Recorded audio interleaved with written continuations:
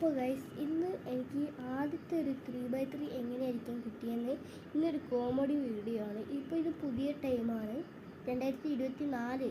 okay,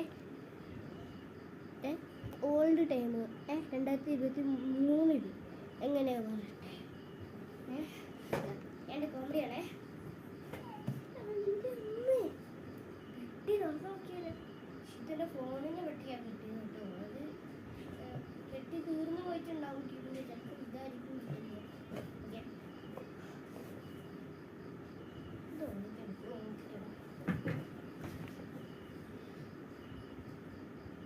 five minutes